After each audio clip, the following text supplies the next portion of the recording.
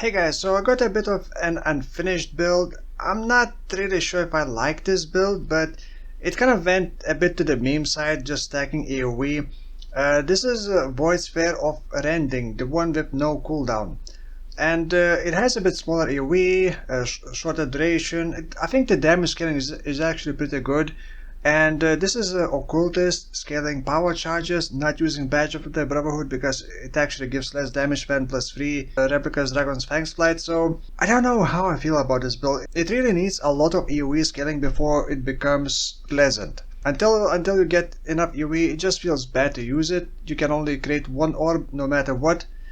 Totems or traps, doesn't matter, only one orb. Also, the cast speed does not scale its frequency. It hits every 0.4 seconds and you cannot influence that. So that's probably the main reason why Badge of the Brotherhood is not as good as Replica's Dragon's Fang's Flight, because cast speed doesn't really benefit. So I got 11 power charges and I am using, well, kind of interesting mechanic. I'm using Ralakesh Impatience boosts, which are like amazing in general. But I'm also combining that with Graven's Secret. Now, here's the cool part. You may actually have heard of people who are using Ralakesh Impatience boost with like Neblock or Tulfalvand or was it Tulborn. With Ralakesh Impatience, it counts as you having maximum charges. It doesn't actually show the charges on the left side. You don't technically have those charges, so you cannot spend them. It's also not really minimum charges. All the bonuses that work with those charges, you will get all those bonuses. So like natural bonuses from charges and then any other from modifiers from other items. However, there's also a cool thing that like you can still gain charges naturally. So let's say power charge on crit will still give you power charges, it will display it, but you can also convert those charges with there are 3 different belts that do that. There's one that converts frenzies into like damage over time modifier. I forgot what the charges are called, but it converts into different charges.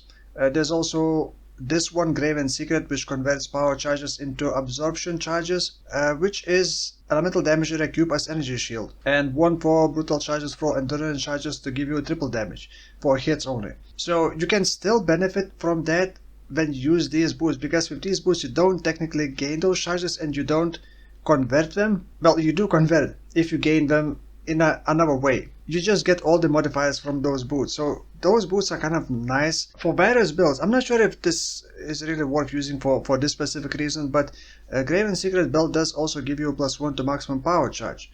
And since I'm stacking power charges and stacking increased AoE per power charge, everything kind of comes together really well, and I'm getting quite a lot of AoE. I'm actually currently sitting at 365% increased AoE, and I'm not using increased AoE support gem, and I'm not actually maximizing increased AoE. This build is also not very cheap. Wouldn't say that it's like expensive or anything. Probably the main part is just Ralakesh Impatience, like Awakened Gem. But yeah, the main idea is just to stack power charges, get AoE from them, damage, crit chance, obviously, crit multiplier. So using one Void Battery and then using Malachi's Loop. The Malachi's Loop is actually great for this because you don't get shocked, you don't lose power charges, because when you gain power charge it gets immediately converted into absorption charge. So this has no drawback essentially. So it's very easy to get power charges.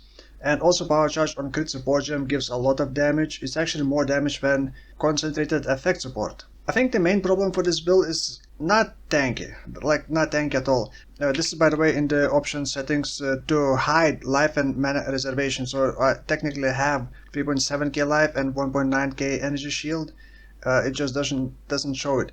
So this is also on low life. Because this is Occultist, it's very easy to cap my Chaos Resistance, so I actually have 96 Chaos Res, 75 capped, but I don't have Block. I do have Determination, I have Loris Lantern, so enemy hits are unlucky, and I do have Petrified Blood, and of course Endurance Charges, bonuses from Endurance Charges because of Ralakesh Impatience, and obviously the Absorption Charges. 11 Absorption Charges means, what is it, 132% I believe of elemental damage taken at a cube as energy shield. So I don't have a lot of energy shield, but if I'm taking pure elemental damage, you can actually see my energy shield getting healed back, getting recovered very quickly. Now this is using Primalist stacking charms. You can get up to 4% increased AoE per power charge. So that's 44% increased AoE for this build per charm. So 3 of these charms plus a jewel, a unique jewel, where is it? That also has that 4% AoE per power charge and also 6% AoE per endurance charge, and I have 4 endurance charges. On top of 44%, I'm also getting another 24%. By the way, I will most likely be refunding this build into something else. The penance brand could be, I mean, it's kind of meta, and I don't really want to do it because it's meta, but the AoE is so big. Look at the AoE of my, you can't even see it fully, the AoE of my Despair. It's only linked to a Hex Bloom, which does not increase AoE. So yeah, the size is just massive. And some skills may actually look really cool with this mega AoE. I tried the normal penance brand and the explosion is like massive, full screen explosion. So I may do that, or I may use the, what is it called, penance brand of conduction. I think that's the expensive one. I don't remember which one is the expensive one. But again, I don't really want to do it because it's meta. And as Occultist, the brand build probably wouldn't really go all that well.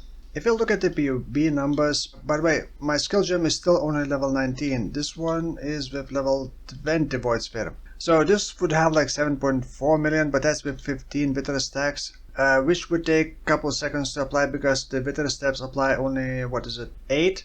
Currently 8, and then every second I apply Wither stacks for 15 seconds because of this node. This would be like 7.5 million DPS, that's with Bottle Fade active. 7.5 million is pretty good number for this kind of approach. And this is using Ming's Heart with the Catalyst. It gives up to 72% physical damage as extra hairs. That is a lot of damage, but it does reduce my maximum ES and life. But it also gives massive amount of ES resistance. Now, 7.5 million. Same build, no changes. Look at the penance brand. 12 million. This is a maximum pulse per brand. I'm not sure the energy pulse, I'm not sure how that exactly works, but that's almost twice more damage, and this is half lighting, half hairs. So it's not even optimized for that. This skill just has insane scaling. So I'm not sure if I want to do that. Yeah, we'll figure out tomorrow. I just wanted to make a video before I potentially rework this build into something else. Because some of you may be inspired by this build and may actually want to do this. You probably would want to go more tankiness. There are always ways to optimize, and like I said, probably would not go with the Graven Secret. It does give +1 power charge, yeah, but you can also get a corrupted helmet with +1 power charge. If I don't rework this build into something else, I will probably start leveling as pure Spectres build. There are so many things to experiment with Spectres. I don't really want to yet, but I do want to still experiment with pure Spectres. Maybe with the Link Spectres, maybe with maybe not Arakalis Fang, maybe something else. So yeah, we'll see. Thank you for watching, and I will see you in the next one. Bye bye.